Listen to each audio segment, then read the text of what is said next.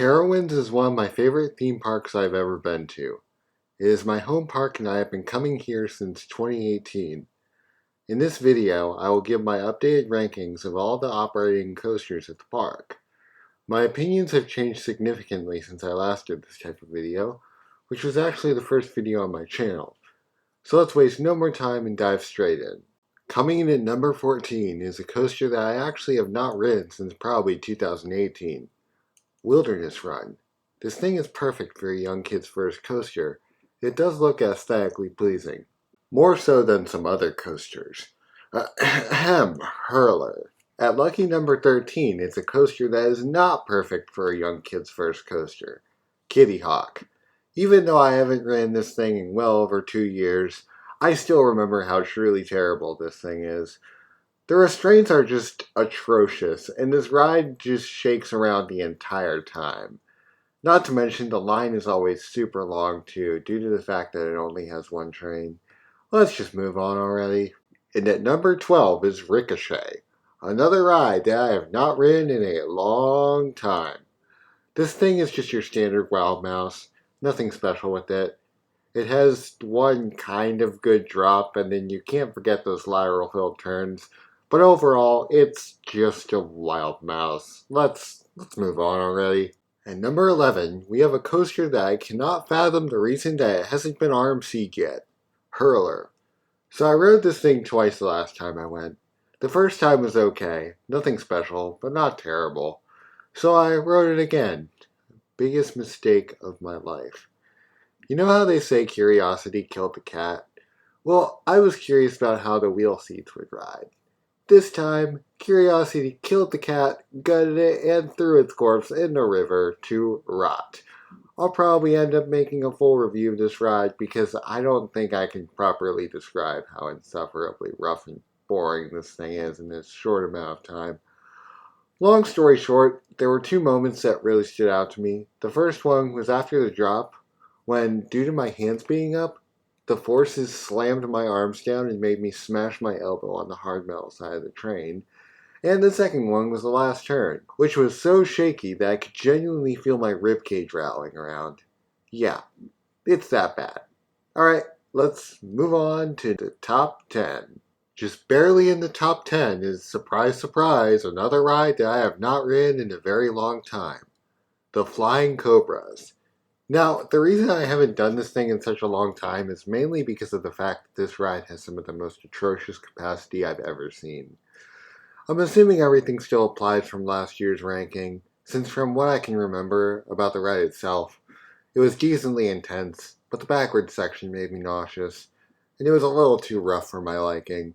Anyway, let's move on. Coming in at number 9 is Woodstock Express, the park's best wooden coaster.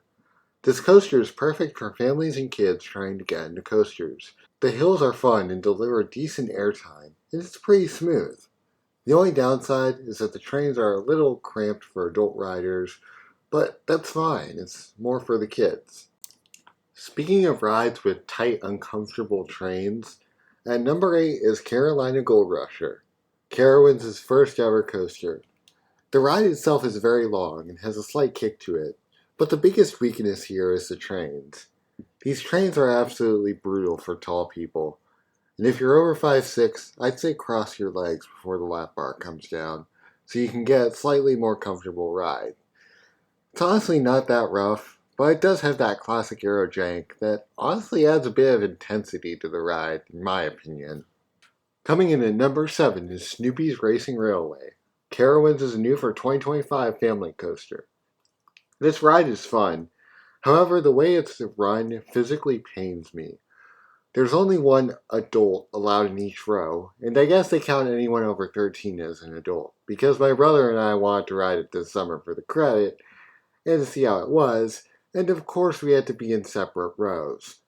The ride itself is decently fun, don't get me wrong. It goes around 3 times, so it's pretty long. I just wish it was run better, because as it stands, this is probably the lowest capacity ride at the park.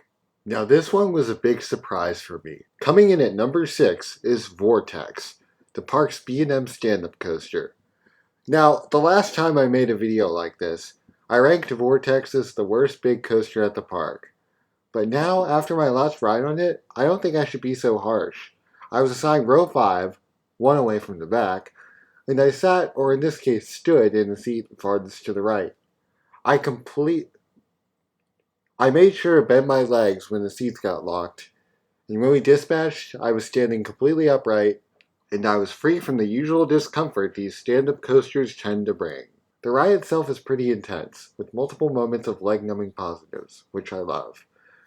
The only really bad part of Vortex is the final corkscrew, because that did bash my ear a bit, and the fact that the operations aren't the best simply due to the nature of the ride. But overall, Vortex is a pretty good supporting coaster in Carowinds' lineup. Now we move on to the top 5. These 5 coasters all make it into my top 15 in some way, so let's see how I rank them up. Number 5 is Carolina Cyclone, the park's aerodynamics looper. This coaster, along with Thunderstriker, is probably one of the most underrated coasters I've ever done in my entire life. The operations are decent for the type of ride it is, and it usually doesn't have too long of a wait, unless you visit during Carowinds or on a weekend. The drop is decently floaty, and the 2 loops are very intense. You get this weird pop of ejector airtime at the top of the hill going over the path to get to the corkscrews, and the corkscrews themselves aren't that bad with headbanging. I think I've just gotten tall enough to where headbanging doesn't bother me, but alas, there isn't that much headbanging in general. The ride ends with a nice helix that feels decently fast, mainly due to there being a sort of tunnel of wooden beams above. It's also shockingly smooth for its age, and I didn't really notice any rough spots. I really hope this thing lasts for a long time, because it's a classic. And there are a lot of other rides they could remove tomorrow, and I really wouldn't care. And number 4 is Afterburn, a pretty good inverted coaster. Afterburn is decently intense, with the highlight of the ride being that oh so whippy Batwing. I honestly was a little underwhelmed last time I rode it, because even though I rode it in the back, it felt intense, but just a little less intense than I remembered. I think that's mainly because I've done Alpengeist and Flight Deck since, and I found those rides to be significantly more intense than Afterburn. But that doesn't mean Afterburn isn't intense. It's still very fun, and as I said earlier, the Batwing still slaps incredibly hard, and overall, this ride is pretty good. And number 3 is Copperhead Strike. Honestly, this coaster has kind of bounced up and down in my rankings ever since I first rode it, but based on my last ride, I feel pretty confident in how I rank it now. This coaster has some insane hang time and air time, with probably the best airtime pop in the entire park being the hill after the loop. The JoJo roll, first vertical loop, and inverted top hat all provide heavenly hang time. This is honestly one of the most fun coasters I've ever done. There is a slight rattle, especially in the high G-force areas, but it's honestly not that bad. Overall, this is a great ride and still one of my favorites I've ever ridden. This, as well as the next 2 coasters, are the rides I call Ultra Elite at Carowinds. And at number 2, we have probably my number 1 most underrated coaster, Thunderstriker. I really don't know why this ride gets so much hate.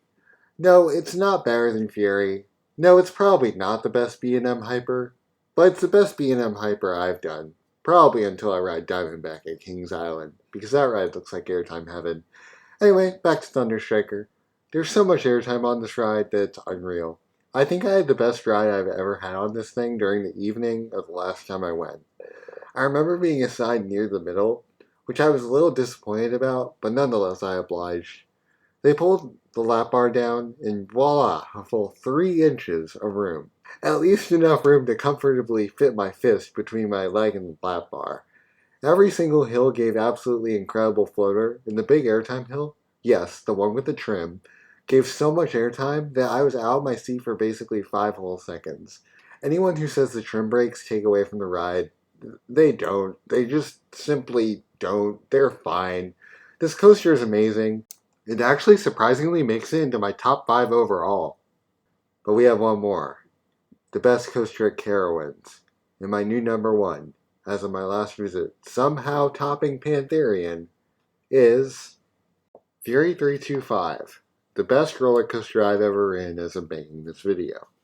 Yes, this thing overtook Pantherian for me, mainly because of the reliability, more comfortable restraints, and overall better ride. Everything I've ever said in the past about this thing still applies, including that the operations are great.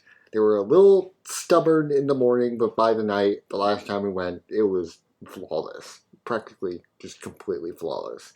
The drop is still the best first drop I've ever done, and probably always will be. It's super intense, has lots of borderline ejector airtime, and is super long too. The helix is kind of a dead spot, but it's not that bad. Overall, Fury 325 is the best coaster I've ever done as of now, and probably will be for a while until I get to Cedar Point and Kings Island next summer. Thank you all for watching. If you enjoyed this video, please leave a like and subscribe. Leave a comment telling me your thoughts on how I rank the coasters at Carowinds, and I'll see you in the next one. Goodbye.